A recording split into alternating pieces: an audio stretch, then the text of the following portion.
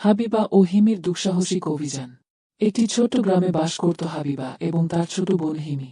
হাবিবা ছিল 17 বছরের, আর হিমি মাত্র 5 বছরের শিশু।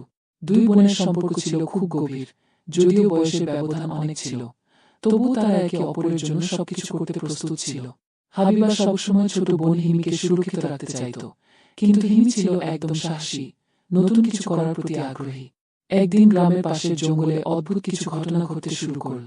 লোকেরা বলছিল জঙ্গলে অদৃশ্য শক্তির উপস্থিতি আছে, আর রাতের বেলা অদ্ভুত শব্দ শোনা যাচ্ছে। এই খবর শুনে হিমি চুপি চুপি হাবিবাকে বলল, হাবিবা, আমি চাই জঙ্গলে গিয়ে রহস্যটা জানি। হাবিবা অবাক হয়ে বলল, তুমি কি বুঝছো হিমি? তুমি তো মাত্র 5 বছরের, এমন জায়গায় কি যাবে? হিমি মুচকি হাসল, আমি সাহসী, তুমি আমার সঙ্গে থাকবে না? হাবিবা কিছুটা চিন্তিত হয়ে বলল, তুমি ছোট, এখানে যেতে হবে না।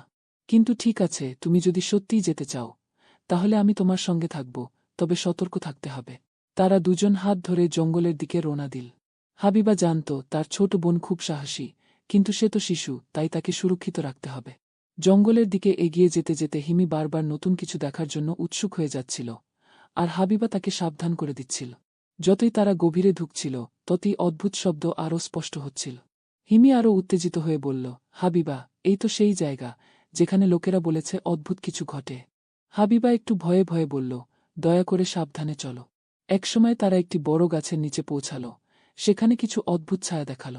হিমি এগিয়ে যেতে চাইল, কিন্তু হাবিবা তাকে থামিয়ে দিয়ে বলল, তুমি এখানে দাঁড়াও, আমি আগে যাচ্ছি। হিমি বলল, না, আমি তোমার সঙ্গে থাকব। আমরা একসঙ্গে সব করতে পারব। তারপর দুজনেই একসঙ্গে ছায়ার দিকে এগিয়ে গেল।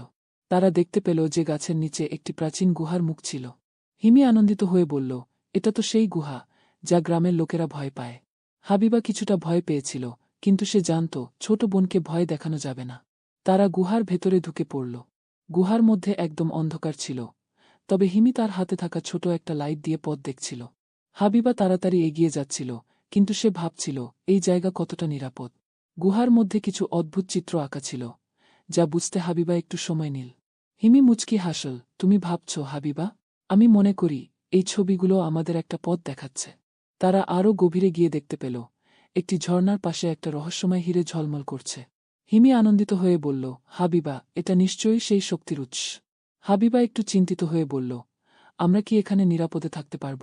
এটি কি বিপজ্জনক হতে পারে? হিমি অবশ্য খুব সাহসী ছিল। সে বলল, আমরা যদি একসাথে থাকি, তাহলে কিছু হবে না। তাদের সামনে একটি রহস্যময় প্রাণী আসলো, একটি বড় সিংহের মতো, কিন্তু তার চোখে এক অদ্ভুত আলোকরেখা ছিল। হিমি হাবিবার হাত ধরল আর বলল, আমরা ভয় পাব না, একসঙ্গে থাকলেই সব হবে। হাবিবা, তারা একসাথে সেই শক্তির মোকাবিলা করতে শুরু করল। হিমি তার ছোট শক্তি দিয়ে সাহস যোগাচ্ছিল, আর হাবিবা তার বোনকে নিরাপদ রাখতে চেষ্টা করছিল। ধীরে ধীরে তারা বুঝতে পারল এই শক্তি তাদের সাহসিকতা আর ভালোবাসা দিয়েই জয়ী হতে হবে।